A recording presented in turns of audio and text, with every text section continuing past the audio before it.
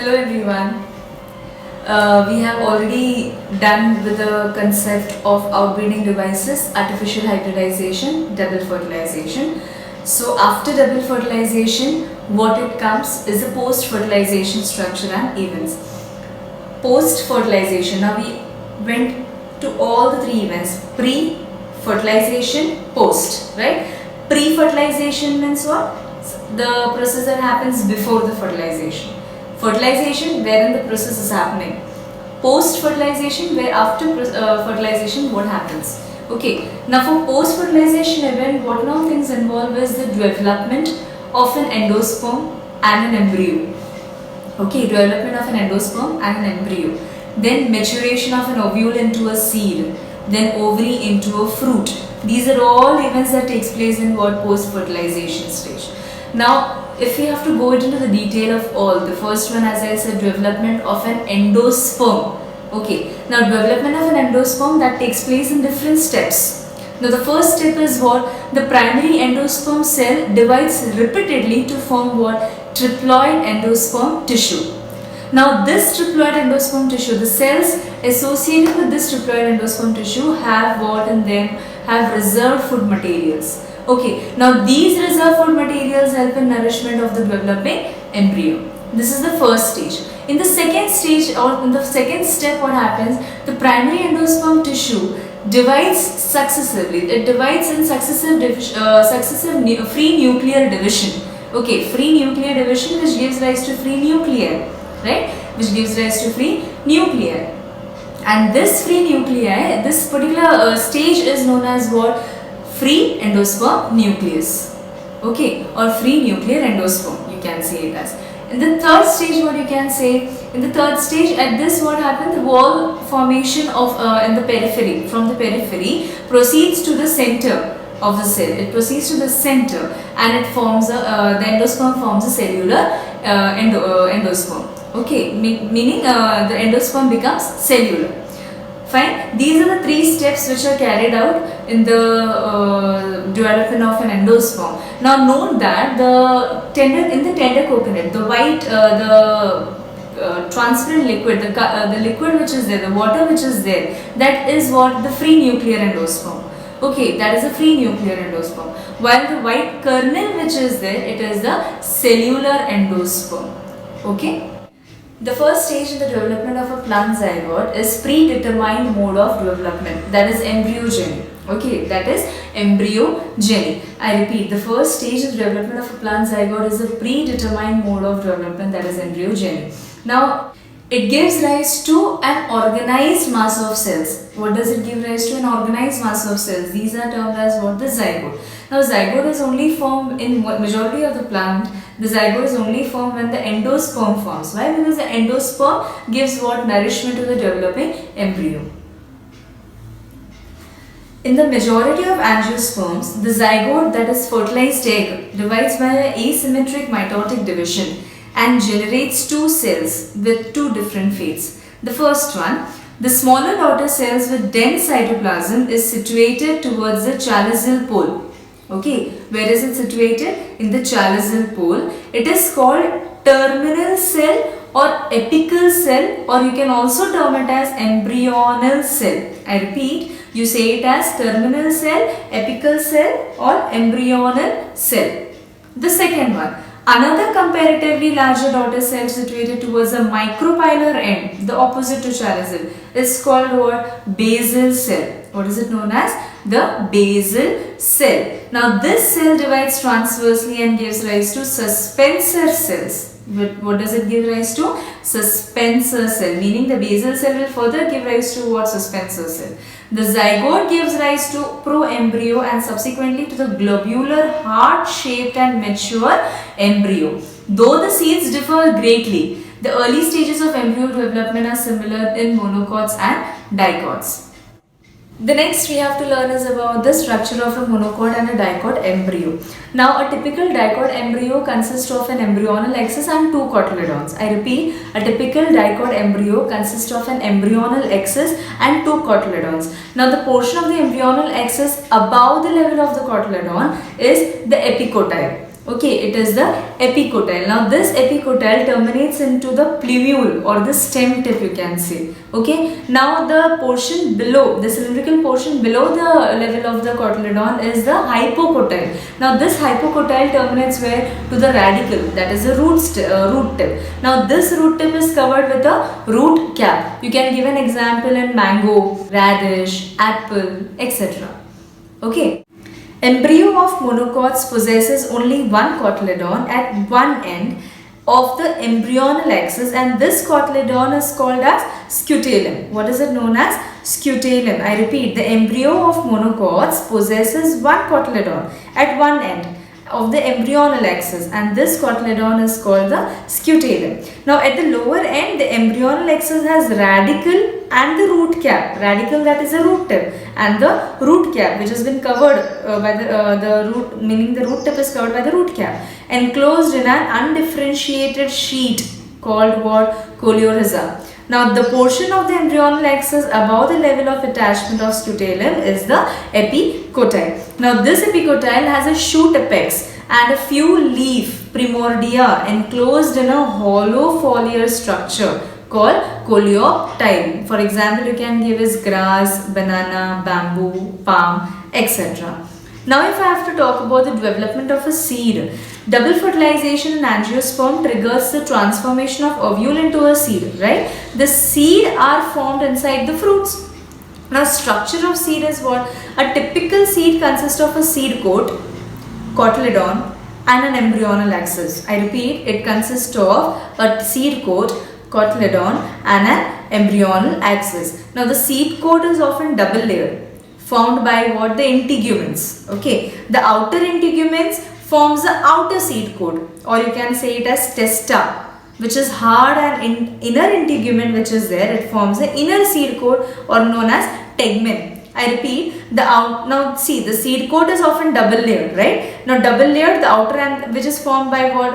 By the integuments, the outer and the inner. Now the outer which is there, it forms the seed coat, or you can say testa, the outer seed coat which is also known as testa, and which is also hard, and the inner integuments which is there, it forms what? Inner seed coat or tegmen. Okay, now the cotyledons which are there are generally thick and swollen with food materials. These are 1 or 2 in number and rich in reserve food material. Now micropyle remains as a small opening found on the seed coat which facilitates the entry of the water and oxygen into the seed.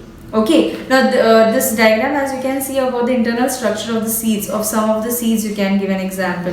Here you can give like example of an onion, of a maize, okay, or a castor for the dicot. Okay, so as the seed matures, its water content is reduced and seeds becomes relatively dry. Okay, the hilum marks the point of attachment to the stalk, the support. Okay, sometimes the general metabolic activity of the embryo slows down and it may also enter into the state of inactivity called dormancy, or you can say seed dormancy. When favorable conditions are available, this seed germinates into plants. The next is types of seeds. Now depending on the presence or absence of the endosperm, the seed residual endosperm is called the albuminous seeds. For example, you can take like wheat, maize, coconut, castor, etc. And the seeds which where the endosperm is utilized, these are known as what? Non-albuminous seeds. Example you can take is pea, then you can take groundnut, right?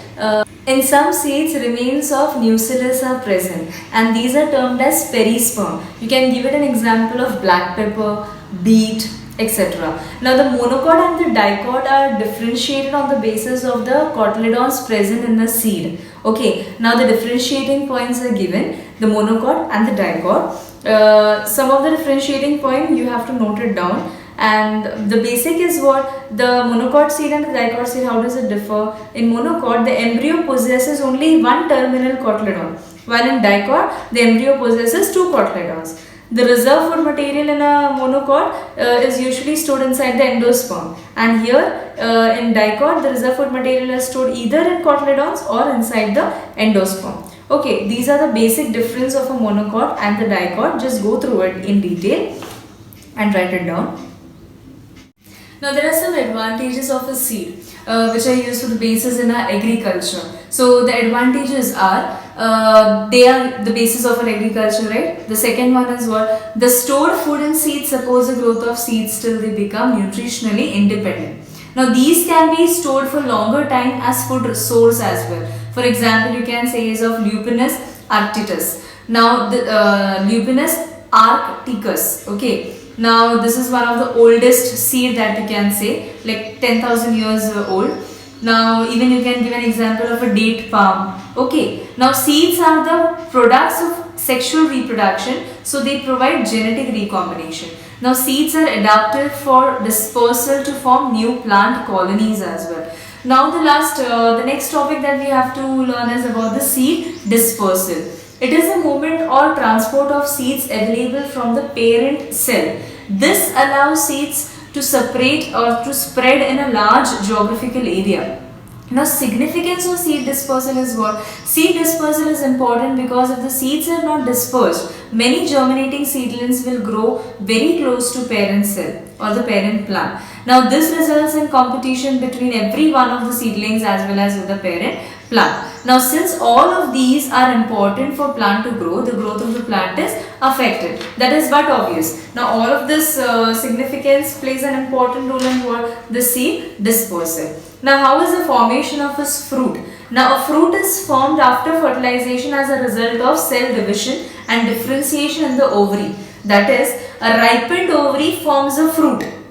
Okay, a ripened ovary forms a fruit. The wall of the ovary develops into the fruit wall called pericarp, which may be fleshy. For example, you can give a tomato, cucumber, okay, or maybe dry as well, like pea, bean, mustard, etc. It is having three layers. For that is epicarp, mesocarp and endocarp. The pericarp protects the seeds and helps in their dispersal. I repeat, the pericarp which is there, that is the wall of the ovary which develops into a fruit wall. That wall is known as a pericarp. That pericarp protects the seed and helps in their dispersal. Now fruits contain very large number of seeds, like there are thousands of tiny seeds in orchid fruit, okay, etc. That is a parasitic species as well. One of the parasitic species you can say is Striga. Okay. Now what is the significance here in formation of the fruit? Fruits protect the seed from mechanical injury because it is fleshy also, right? Some of the fruits are fleshy. So fleshy fruits provide food to animals who also act as dispersal agent of their seeds. Now fruits also provide nutrition to its own developing seedlings and are also consumed by the humans. Now there are different types of fruits. On the basis of formation of the fruits, there are following types. The first one is true fruits. Second one is false fruits. Now true fruits are known as a fruit derived from the ovary of a flower not associated with any non-carpellary part is termed as a true fruit. For example, mango, tomato, etc. Okay. Now the other floral parts that degenerate and fall off. Now what about the false fruit? The fruit derived from ovary along with other accessory floral parts like what the thalamus is called the false fruit. For example, the apple, cashew, cashew nut, strawberry, etc. Now some fruits are known as parthenocarpic fruits. Now some fruits develop without undergoing fertilization. These are called parthenocarpic fruit. For example, banana. This process of formation of fruits without fertilization in plants is known as parthenocarpy. We have we have come across this term earlier as well. Parthenocarpy, the process wherein there is no fertilization taking place. It can be induced through the application of growth hormones, and such fruits are seedless. Now growth hormones that can be associated with the growth and the development of the seed that you can say, or the plant you can say, right? Now there are some mechanisms for reproduction. Some special mechanisms of reproduction are what? Although seeds in general are the products of fertilization, but a few flowering plants have evolved a special mechanism to produce seeds or to develop many embryos from a single fertilized egg. The methods are what? The first one is apomixis, the second one is polyembryo, and the third one is parthenocarpy. Now when I talk about apomixis, it is a form of asexual reproduction that mimics sexual reproduction and produces seeds without fertilization again, right? It does not involve formation of zygote through the gametic fusion. It occurs only in some species of grasses. Okay, now apomictic seeds are viable seeds produced without pollination or even sexual reproduction. They only mimic sexual reproduction, right? These are produced from the segments of the fruit, that is from a mango stem, or you can say any other vegetative buds. Okay, now Apomax is extensively used in hybrid seed industry, as production of hybrid seeds is costly. So if hybrids are made into Apomix, then there is no segregation of characters in the hybrid progeny. This was about the Apomax. Now here in Apomax is one more thing that we have to know is the farmers need not buy this hybrid seeds year after year. They can use Apomactic seeds to raise new crops every year as well. Okay, the second mechanism that we have to learn is polyembryony. It is the occurrence of more than one embryo in a seed. In angiosperm, polyembryony can occur due to cleavage of growing embryo. Now it occurs in some species like citrus, like oranges, lemon. Then you can give an example of a groundnut, of mango varieties, etc. That is mango varieties. And then is parthenocarpy. The production of development, the third mechanism, that is parthenocarpy, the production and development of seedless fruit is called parthenocarpy. It is of two types, one is vegetative and stimulative. In vegetative parthenocarpy, the seedless fruits can develop even without the stimulus of pollination. For example, you can give as pear. Okay, I repeat again, the vegetative parthenocarpy, if I talk about, the seedless fruit can develop even without the stimulus of pollination. For example, pear. In stimulative parthenocarpy, that is with the stimulus of pollination is required without actual process of fertilization. That is, for example, grapes. Thank you. I hope you understood the concept of post-fertilization structure and events. So here we complete with the chapter 2, sexual reproduction and flowering plants. Kindly go through it thoroughly. Thank you.